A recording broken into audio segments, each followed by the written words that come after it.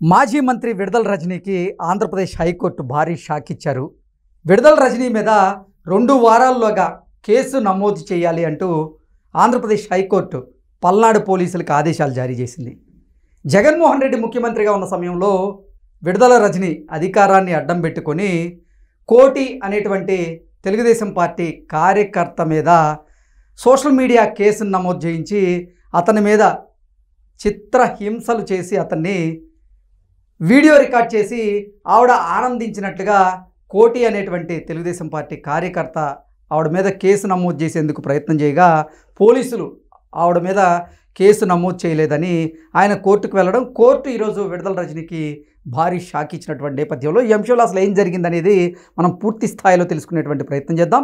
ప్రస్తుతం మనతో పాటు ఉన్నారు తెలుగుదేశం పార్టీ రాష్ట్ర అధికార ప్రతినిధి సూర్యదేవర్ లత గారు. లత గారితో మాట్లాడదాం. లత గారు నమస్తే అండి. నమస్తే. విడుదల రజనీ ఆవిడ మీద 2 వారాల్లోగా కేసు నమోదు చేయాలి అంటూ ఇప్పుడు పల్నాడు పోలీసులకైతే ఆంధ్రప్రదేశ్ హైకోర్టు ఆదేశాలు జారీ చేసింది. కోటి అనేటువంటి తెలుగుదేశం పార్టీ కార్యకర్తని సోషల్ మీడియా కేసులో వాళ్ళు వేధించినట్లుగా, ఆ వేధించినప్పుడు వీడియో రికార్డ్ చేసి ఆ వీడియోని రజనీ గారికి చూపించినట్లుగా ఆయన కేసు నమోదు చేసేటువంటి ప్రయత్నం చేయడం, అయితే పోలీసులు మాత్రం కేసు తీసుకోకపోవడం, తర్వాత ఆయన కోర్టును ఆశ్రయించడం, కోర్టు ఈ తీర్పునివ్వడం.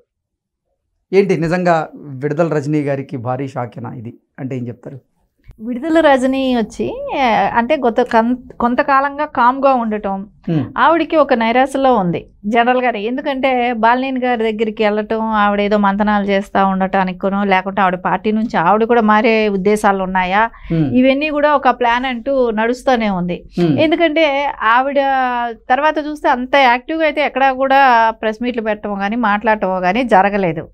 అంటే ఆవిడ ఇప్పుడు ఆ పార్టీలో ఉంటుందా కొనసాగుతుందా లేదా అనేది కూడా ఒక డైనమాన్లోనే ఉంది. సరే, ఆవిడ ఎటొచ్చి గతంలో చేసినవి ఇప్పుడు ఆమె చేసిన పాపాలు ఆవిడ వెంటాడుతాయి, అది ఎవరు కాదనలేను ఇది. ఎందుకంటే ఆవిడ చేసినవి ఏంటి అంటే ఆవిడ ఎక్కువ సోషల్ మీడియా మీద డిపెండ్ అయి ఉన్నారు. ఆవిడ చేసేది ఏంటంటే ఒక పాట వేసుకోవటం, ఆ పాటకు తగ్గట్టు ఈవిడ అంటే మనం చూసాం రోల్ మీమ్స్ అంతా ఎలా ట్రోలింగ్ ఆవిడ మీద, అంటే ట్రోలింగ్ అని కూడా కాదు కానివ్వండి, ఆ టిక్ టాక్లు చేస్తారు చూసారా ఒక టైం, ఆ టిక్ టాక్ లాంటివి ఆవిడ ప్రచారాలు కానివ్వండి, ఆవిడ పబ్లిక్తో నేను అంతకు మూవ్ అవుతానని కానివ్వండి, ఆవిడ ఒక పెద్ద లీడర్గా ఆవిడ ప్రజల్లో తీసుకెళ్లాలని ఒక దాని మీద సోషల్ మీడియాలోనే ఆవిడ ఎక్కువ చేసింది. కాకపోతే అదే సోషల్ మీడియాలో ఆవిడ గురించి నెగిటివ్గా వచ్చినప్పుడు కూడా ఆవిడ అదే తీసుకోవాలి. ఎందుకంటే అక్కడ విమర్శించింది ఏంటి, అక్కడ జరిగే అవకతవకల గురించో అక్కడ జరిగే అన్యాయం గురించో సోషల్ మీడియాలో పెట్టడం జరిగింది. ఆవిడ ఏ నియోజకవర్గానికి అయితే ప్రాధాన్యత వహిస్తుందో ఆ నియోజకవర్గంలో ఏదైనా జరిగిన సంఘటనల గురించి కానివ్వండి ఎవరైనా చెప్తారు. ఒక ఎమ్మెల్యే స్థాయిలో ఉన్న వ్యక్తి పని చేయలేదన్నప్పుడు పని చేయలేదనే చెప్తారు కదా, పని చేశారని ఎట్లా పొగడాలి? అది అందరూ పొగడటానికి అది నువ్వు పెట్టుకున్న సోషల్ మీడియా కాబట్టి నీకు భజన చేస్తుంది. సో అందరూ నీకు భజన చేయాల్సిన అవసరం ఏంటి? నువ్వు చేసిన తప్పును ఎత్తి చూపిస్తారు. సరే, ఇంకోటి ఏంటంటే ఇంకా విచిత్రం ఏంటంటే ఆ పార్టీలో ఎవరైతే అధ్యక్షులు ఉన్నారో జగన్మోహన్ రెడ్డి ముఖ్యమంత్రి, మనం చూసాం రఘురామకృష్ణంరాజు గారి విషయంలో చూసాం. ఇప్పుడు ఆవు ఏమైనా గట్టును మేస్తే దూడ కూడా గట్టునే మేస్తుంది, ఆవు చేలో మేస్తే దూడ కూడా చేలోనే మేస్తుంది. అదేలాగా వాళ్ళ నాయకుడే అధ్యక్షుడైన అతనే ఆయనే అడదారి దొక్కేటప్పుడు వీళ్ళందరూ కూడా అదేగా చేస్తారు. ఇప్పుడు ఆ జగన్మోహన్ రెడ్డి గారు రఘురామకృష్ణరాజు గారి విషయంలో ఏం చేశాడు? అదే స్ట్రాటజీ. ఏదైతే ఆయన అరెస్ట్ చేయించటం, బలవంతంగా అరెస్ట్ చేయటం, అక్రమ అరెస్టులు చేయటం, ఆయన ఇబ్బంది పెట్టడం, ఆయన్ని కొడుతుంటే ఆయన చచ్చిపోవాలనేటట్టు, అంటే ఒక హార్ట్ అటాక్తో చచ్చిపోయేటట్టు, అంటే ఆయన మీద బరువుగా మనుషులు కూర్చొని తొక్కితే ఆయనకు హార్ట్ ఫెయిల్ అయ్యి చచ్చిపోతారా అనే రకంగా తీసుకెళ్ళాలి ప్రజల్లోకి అని, ఎలాగైనా ఆయనకి హార్ట్ ఫెయిల్ అవ్వాలి అనే ఒక ఉద్దేశంతో ఆయన్ని చిత్రహింసలు పెట్టడం, అది ఆయన ఇంట్లో కూర్చొని వీడియో కాల్స్లో చూసి ఎంజాయ్ చేయటం, ఇవన్నీ జరిగాయి. సేమ్ ఇప్పుడు ఆ కేసు ఆయన ఎదుర్కొంటున్నాడు జగన్మోహన్ రెడ్డి. ఈవిడ కూడా అదే చేసింది. యథా రాజా తదా ప్రజ అన్నట్టు యథా రాజా మంత్రులు కూడా అలాగే అయ్యారు. రజనీ గారు కూడా ఆవిడ ఏం చేశారు, ఆవిడ కూడా సేమ్ కోటి గారి విషయంలో అదే చేసింది. సో ఆయన కొట్టించడంలో ఈవిడ అది సాటిస్ఫాక్షన్ పొందటం ఏంటో, ఆ వీడియోలు చూసి ఈవిడికి అక్కడ లైవ్లో వాళ్ళని కొడుతుంటే వీళ్ళకి ఆనందం ఏంటో, అంటే వీళ్ళు కొట్టించిన దెబ్బల మూలాన వీళ్ళు ఆనందం పడిపోతున్నారా? ప్రజలు ఇంత ఇబ్బంది పడుతున్నారు, సరే వీళ్ళకి ఓటేసింది పని చేయడానికి ఓటేశారు కానీ వీళ్ళు రాష్ట్ర అభివృద్ధికి ఏదైనా తోడ్పడతారేమో అని ఓటేస్తారు కానీ, అంటే మీకు ఎవరు మిమ్మల్ని వ్యతిరేకించినా, మీరు చేయలేదు ఈ పని చేయలేదని అడిగినా, క్వశ్చన్ చేసినా వాళ్ళ మీద ఇలా కొట్టడం, అది పోలీసులు అంటే అధికారం వీళ్ళ చేతుల్లో ఉంది కాబట్టి పోలీసులను వాడుకోవటం. పార్టీ కార్యకర్త కోటి అసలు కోర్టుకి ఏం తెలిపారు, ఆయన ఎందుకు కోర్టుకు వెళ్లాల్సినటువంటి పరిస్థితి వచ్చింది అంటే అప్పుడు గతంలో ఆయన ఇచ్చిన కంప్లైంట్ కూడా వాళ్ళు తీసుకోకపోవటం కానివ్వండి. సో ఇప్పుడు కంప్లైంట్ చేశాడు అసలు అంటే ఆవిడ అన్యాయంగా కేసు పెట్టడం, సో పోలీసులు కొట్టడం. సేమ్ ఇక్కడ RRR గారి కేసే వర్తిస్తుంది. ఇప్పుడు ఆయన అయితే సుప్రీంకోర్టుకి వెళ్ళారు, సో ఆయనకి న్యాయం కావాలని చెప్పి. అదేలాగే ఇప్పుడు కింద పోలీస్ డిపార్ట్మెంట్స్ ఏవైతే ఉన్నాయో అది ఎవరు కూడా గతంలో తీసుకోలేదు, అది ఇప్పుడు యాక్షన్ తీసుకుంటున్నారు.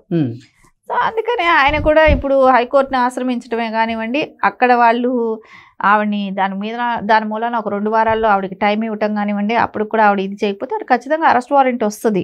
ఎందుకంటే వాళ్ళకి ప్రజాస్వామ్యంలో పనిచేయటానికి, ప్రజలకి సేవ చేయటానికి అవకాశం ఇస్తే, వీళ్ళ కసి తీర్చుకోవటానికి, వీళ్ళకి భజన చేయకపోతే వాళ్ళని ఇబ్బంది పెట్టడానికి కాదు కదా. సో దాని పర్యవసానమే రేపు ఆవిడ కోర్టులకి ఈ కేసులు ఎదుర్కోవాల్సిన అవసరం కూడా ఉంది.